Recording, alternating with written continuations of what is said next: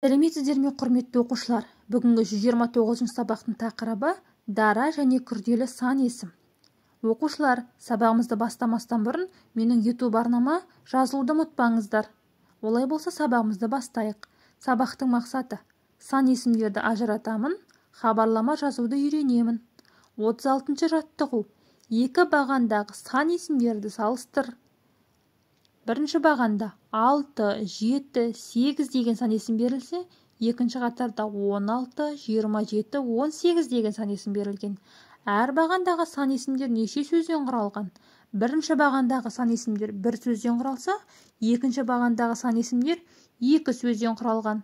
Олардың құрамына қарап, өзің қорытынды жаса. Яғни, бірінші бағандағы сан есім бір ғана сөзден болып тұр, демек ол дара болып тұр. Ал екінші бағандағы сан есімдер, олар екі сөзден құралған, демек оның құрамы қандай болып тұр? Әрине, күрделі. Енді біз ережемен танысып көрейік. Сан есім дара және күрделі болады.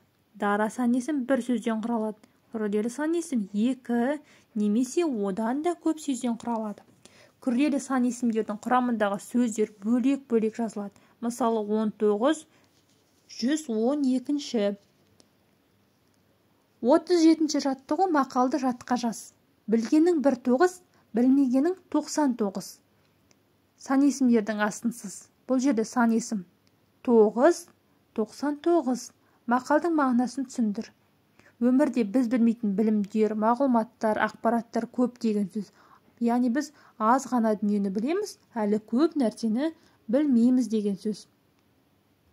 38-ші жаттығу: көп нүктенің орнына тиісті сөзді қойып, өлеңді көшіріп жаз. Атам екен, байтақ екен, жерінде кең. 39-ші жаттығу: шығармашылық үзіліс.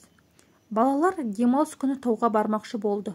Сол сәтте оларға хабарлама келді. Оны оқыған балалар серуенді кейінге қалдырды. Қандай хабарлама келді деп ойлайсың? Берілген үлгі бойынша өзің хабарлама жазып көр. Құрметті оқушылар, мына жерде бізге үлгі берілген екен, сол үлгіге қарап өзіміз хабарлама жазып көрелік. 28 қаңтар сағат 6:00-дегі жағдай бойынша қала бойынша термометр 27 градусты көрсетіп тұрды.